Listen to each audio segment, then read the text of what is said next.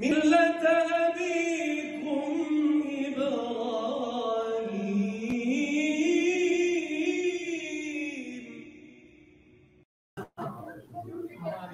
أعوذ بالله من الشيطان الرجيم.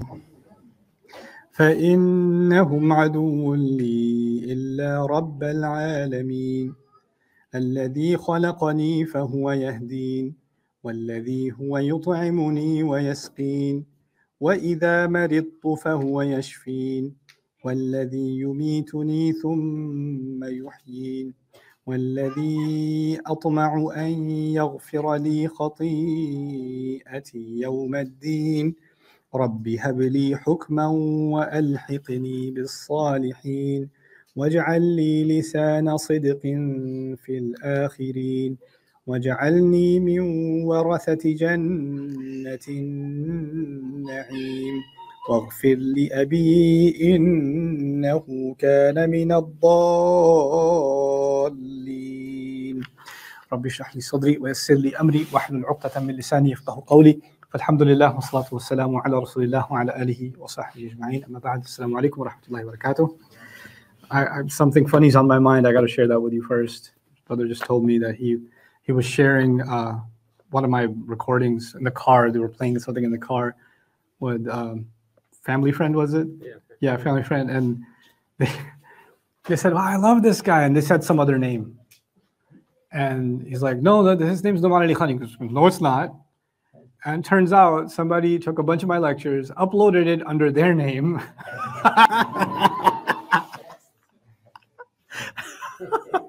You must be mistaken. It must sound like it. It's the same lecture. It's uploaded under somebody else's name. It's not the first time we get weird things like that. There's, I don't know, 20 different Instagrams that are apparently myself. There's my favorite one is Nouman Ali Khan Official. Let me call you guys out. It's called Nouman Ali Khan Official. It's got 500,000 or more followers on Instagram. And they put up all kinds of stuff. And I'm like, I never said that. Who are you people? So I comment in the comment section, if you're me, then who am I? And then but they won't give it up. And then my wife, other people, they reached out and said, hey, can you stop like lying about how this is Nouman Ali Khan? They blocked them. Like, nope, we are official and we said this is it. So apparently, yeah, people can be really consistent. My name is Nouman Ali Khan, by the way, if you're going to ever listen to this recording. Anyway, so we're talking about Ibrahim alayhi salam. And today I'm going to talk to you about his continued dua after his concern for the akhirah. This is the last thing I shared with you. وَالَّذِي أَطْمَعُ أَن يَغْفِرَ لِي خَطِيئَتِي يَوْمَ الدِّينِ. Now, again, being reminded of the context of this prayer is really important. He's just been isolated from everybody, right? He's been kicked out of his home. His society has rejected him. And in this moment, he says, Rabbi habli hukman. My master, give me the gift of good sound wisdom, sound judgment. Hukm in Arabic is a few things. Hukm is qada also, it's a decision. But hukm also is related to hikmah. And hikmah means wisdom, meaning having beneficial knowledge and acting on it also. Just because you know something is right doesn't mean you have the willpower to act on it. But if you have hikmah, that means not only do you know something is right, but you're actually willing to act on it also. Right? You have the courage to live up to that and to do that. Hukum also comes from what's associated with in Arabic is ihkam, which means stitching or something held tightly together. And the idea is when you have strong will and you have a well-matured personality, then you don't waver. You stay firm. And that's actually embedded inside the meaning of the word hukum. So he's asking Allah for inner strength and good decision-making ability. It's a very beneficial dua for us to know. Rabbi habli hukman. Allah, my master, give me the gift of good, sound decision-making. It's also important that he's saying this at a young age, because young age is associated with instability, emotional instability. You have temper tantrums. When you get angry, you get really angry. When you get excited, you get really excited. When you get stupid, you get really stupid. Everything you do in youth, you do too much of it. There's no mediocrity, right? Everything is on highs, right? and mood swings are rampant. And of course, you're going through hormonal changes also. Your brain is in the last stages of its, towards the stages of its mature development. So like, it is a difficult transitionary time. That's why teenagers are not easy to deal with. Inna lillahi wa inna ilayhi raji'un, for those of you that have teenagers, right? So they're not an easy creation of Allah to deal with. But he actually is self-aware enough to recognize that as a human being, he can have the tendency to be emotionally volatile. He can be someone who cannot have the best decisions sometimes. So he asks Allah, Rabbi habli hukman. My master, give me hukm. Give me firm decision making. And then he adds another piece to this beautiful dua, which is وَأَلْحِقْنِي بِالصَّالِحِينَ, and join me and fuse me with the company of good people, of salihin. So salih in Arabic, again, because we are in an environment where a lot of people are talking about mindset. A lot of people are talking about, how to become successful and how to become the best entrepreneur, how to succeed at this, that, or the other, and positive psychology and all of it. And they're like, surround yourself with positive people, surround yourself with successful people. Your environment matters, and put yourself in these kinds of situations. Learn from people that are more experienced, all of which is true. Like if a young man says, I should go get an internship and learn from the more experienced people, it's a beneficial thing to do, right? If you're going to, as a young man, if you're going to spend time at the mechanic shop and learn what these guys do with cars, you're learning from their experience. These are things that will benefit you later on in life, right? Ibrahim alayhi salam, beyond that, he sees something more. And he sees something that will be valuable well into your old age. Join me with people that are salih. Now, salih, salaha, means actually inherently good. Inherently good. So it's different from someone who does good deeds. So someone has, problems internally. They're not at peace internally, but they could still do something good. But a salih is actually a little bit different. A salih is someone who's actually a source of goodness themselves. It's a lazim word. So وَمَنْ صَلَحَ مِنْ آبَائِهِمْ, those who are inherently good from their ancestors, is a phrase used in the Quran. Ibrahim alayhi salam is asking, Ya Allah, just give me a life where I can be around people that are good in and out. Right? They're not pretending to be good. They're not something on the outside, something else on the inside. I don't want to be around people and both of those are problematic. Sometimes people are good on the inside, but they're not showing it on the outside. Their behavior is the opposite. But internally, they're not bad, right? They could do some terrible things and say, I'm not a bad person, right? Yeah, I know you're not a bad person, but that was a pretty bad thing you did or said. But there's a goodness inside you. And on the other hand, you have people that act really good on the outside, but they're wretched on the inside. Ibrahim alayhi salam's dua is one of the most important parts of rizq. As he's becoming homeless, as he's becoming abandoned by his society, he's begging Allah to give him good decision making and join him with the company of good people, salih people, righteous people. Righteous is an oversimplified translation of this word. He's actually asking Allah for the most sincere, good company. Al-Hiqni bis-salihin. And this applies in dunya and in akhirah. Because if you have those real kind of people in your life in this life, then that will be your company in the next life. And there's a logical connection between hukum and al-ilhaq bis-salihin, with firm decision making and joining the company of good people. It's because you will have to become much more savvy in the way you think about people and what company you join, and you'll be more clear about red flags and all of it before you just, naively just join whatever company. Even Rasulullah sallallahu alaihi wasallam allowed hypocrites in his ranks, didn't he? There were hypocrites in the ranks of the Prophet sallallahu alaihi wasallam in Medina. But you know what? He wasn't naive to them. He was never naive about it. It's not like he didn't know better. He understood that there are red flags. I'm not going to judge their heart, but I can see from the behavior, there are some concerns here. There are some issues here. So he would exercise caution. That's why the Prophet ﷺ had an inner circle and then an outer circle. So actually, we're asking Allah Azza wa Jal in this dua, by extension of Ibrahim alayhi salam, that we have an inner circle of people in our life that are inherently good. Because being around them, they will be able to see the good in us, and they will be able to see the bad in us and correct us when we need to be corrected, right? And as someone who is by himself called an ummah, as a lone person, he's called an entire nation. Even he is describing his need for being around good people. So even though Muslims are not shaped by their environment, we are shaped by the faith that we carry inside of ourselves, regardless of whether we have an environment or not.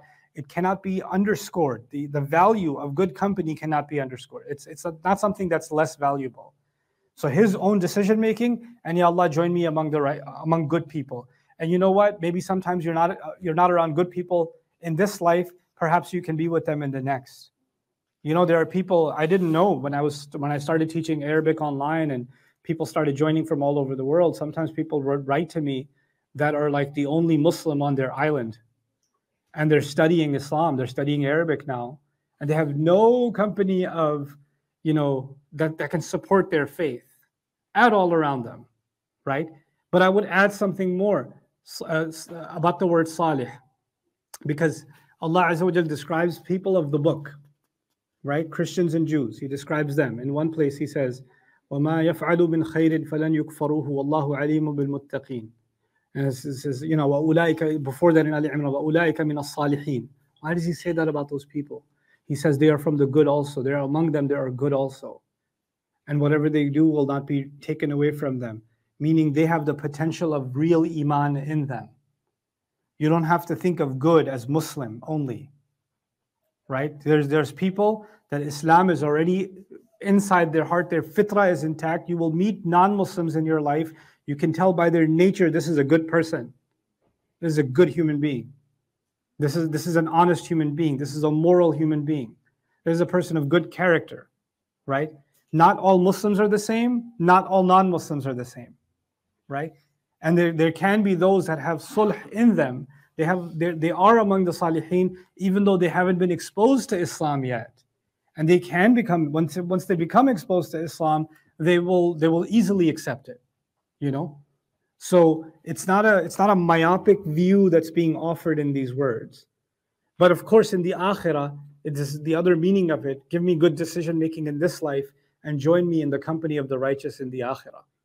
Allah Azza wa Jal also, he takes this dua of Ibrahim alayhi salam, and in another place in the Quran, he actually turns it into a promise. Interestingly, that's in Surah Al-Ankabut, where also Ibrahim alayhi salam was mentioned. And there Allah Azza wa Jal says, وَالَّذِينَ آمَنُوا وَعَمِلُوا الصَّالِحَاتِ لَنُدْخِلَنَّهُمْ فِي الصَّالِحِينَ. Those who believe and those who've done good things, we will absolutely infuse them. We will inject them into the company of good people. Like Allah will take you and bring you into the company of good people.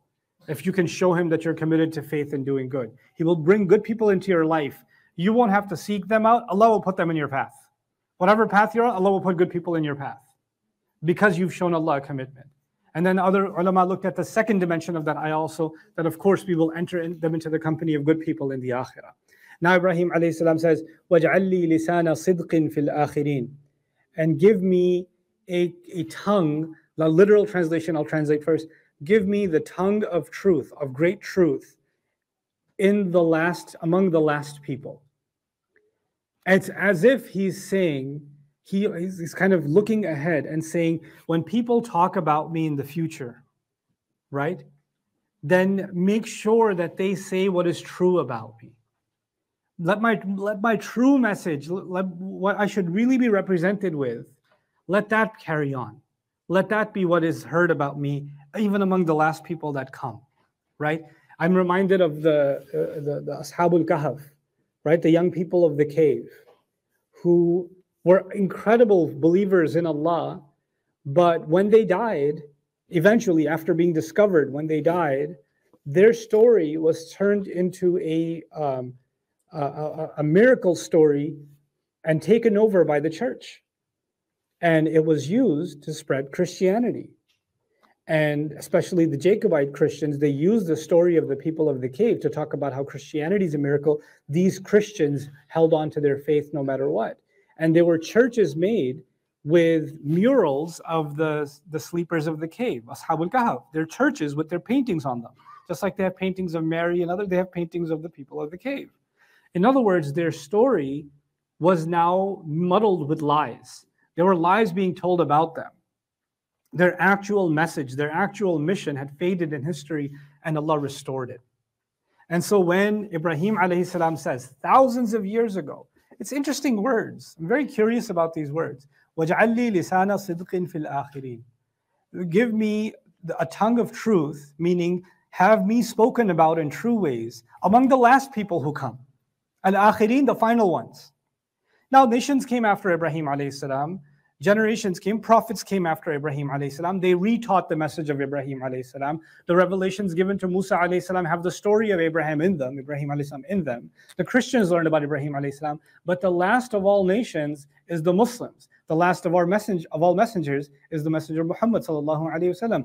And Allah restored He corrected all the lies that had contaminated the story of Ibrahim alayhi salam. He restored all of them, and He actually answered this dua, وَاجْعَلْ لِي لِسَانَ صِدْقٍ فِي الْآخِرِينَ, because actually the Christians claimed Abraham, and the Jews also claimed Abraham. مَا كَانَ إِبْرَاهِيمُ يَهُودِيًّا وَلَا نَصْرَانِيًّا وَلَكِنْ كَانَ حَنِيفًا مُسْلِمًا وَمَا كَانَ مِنَ الْمُشْرِكِينَ. Ibrahim alayhi salam was not at all Jewish, not at all Christian. However, it was exclusively focused to the surrender of Allah, Hanif and Musliman. And he did not ever commit shirk at all. And in doing so, what did Allah do? Allah answered this dua, وَاجْعَلْ لِي لِسَانَ صِدْقٍ فِي الْآخِرِينَ. You know, it can, so one meaning of this is hold me committed to the truth. But actually also the truth that you have given me and the things that should be said about me should remain true. You should pass on. وَاجْعَلْنِي مِنْ وَرَثَةِ جَنَّةِ النَّعِيمِ, and make me from the inheritance of Jannah that is full of constant blessings and luxury. Jannah has many names. One of its names is Jannatul Na'im. Na'im comes from the Arabic word Nu'uma. Nu'uma means luxury, comfort, and softness. That's why we use the word Nu'uma. Also gives you the Arabic word Al-An'am. An'am is cattle, cows, sheep. Why? Because they move softly. Because they don't have abrupt reactions. That's why they're called al-an'am. So the word na'im, he's associating Jannah with comfort and luxury. Again, remind yourself of the context. He is losing his home. He's losing his society. He's going to go spend time in the wilderness. He doesn't know where his food's going to come from, but he knows luxury and comfort was meant for Jannah. Sometimes you have to go through pain in this life, that's okay. So long as I can inherit. And he's losing the inheritance of his father, by the way. Right? Because when his father dies, he's not going to name the house over and give the money over to Ibrahim. He won't even be there anymore. So the idea of wiratha, of inheriting, he's lost any possibility of inheriting anything. And he says, make me from those who inherit Jannah, Jannat al-Na'im. In that context, he uses this phrase because he's directly contrasting his situation with what Allah wants him to see. And then finally, of course, he says, وَغْفِرْ لِي أَبِي, and cover for my father, forgive him. إِنَّهُ كَانَ مِنَ الضَّالِينَ. He had been from those that were lost. This illustrates that his father has not yet thrown him into a fire. He's told him, get out of here, don't ever talk to me again. That's happened.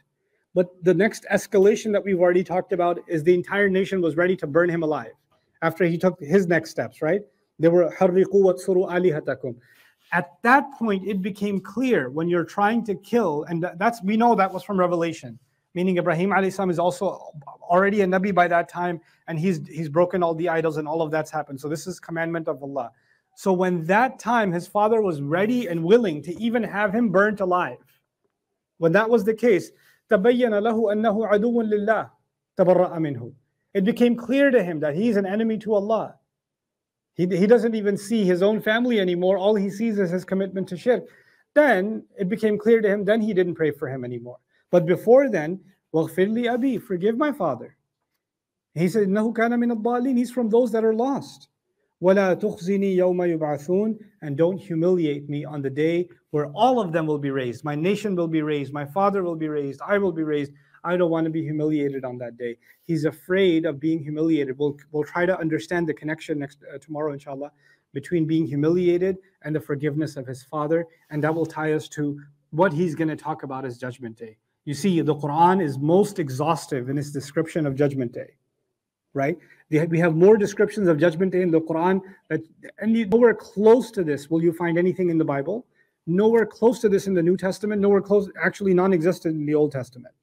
The Old Testament has practically nothing about the afterlife, almost nothing. So the revelation we've been given has a huge stress and emphasis on the Day of Judgment, heaven and hell. But we know a lot more about that. Allah has said a lot more about that to us. But in these ayat, put it in historical context, we're going to learn some of the earliest teachings about Judgment Day. Like some of the oldest words that were said about Judgment Day are coming from Ibrahim alayhi salam, right? So we're going to get a picture of that from his tongue. There's a difference when Allah is telling things to us about Judgment Day, which he does in different places. It's another thing when Allah is quoting his prophets. Which prophets is he quoting? And so we're learning something that was taught so long ago to Ibrahim alayhi salam about Judgment Day. And you know, this is important. This is going to be important because one of the things, for example, he's going to say is, يَوْمَ لَا يَنْفَعُ مَالٌ وَلَا بَنُونَ, when money and children will not be of any benefit. Money and sons will not be of any benefit. And nothing else can benefit you. Only إِلَّا مَنْ أَتَى اللَّهَ بِقَلْبٍ سَلِيمٍ, which strikes at the heart of Jewish and Christian creed. Jewish creed is we were born of the chosen, so we have special status on Judgment Day. He says, money and children won't do you any good. And then the Christian creed became, if you come to God with Jesus in your heart as Lord and Savior, you're saved. No, you have to bring a sound heart to Allah with just Him. إِلَّا مَنْ أَتَى اللَّهَ بِقَلْبٍ سَلِيمٍ. So he actually, thousands of years before the advent of the Jewish and Christian creeds, strikes at the heart of them with these words. Now he doesn't even know that he's done that. He's preserved Tawheed. And Allah has echoed it again thousands of years after that and on the words given to Rasulullah sallallahu alaihi wasallam. May Allah Azza wa Jal continue to give us a better and better understanding of His words and of our beloved father Ibrahim alayhi salam, and bring us closer to Allah, to Him, to our father Ibrahim alayhi salam, and by means of that also closer to our beloved messenger sallallahu alayhi wasallam. Barakallahu li wa lakum fil Quran al-Hakim wa nafa'ani wa iyyakum bil ayati wa dhikr.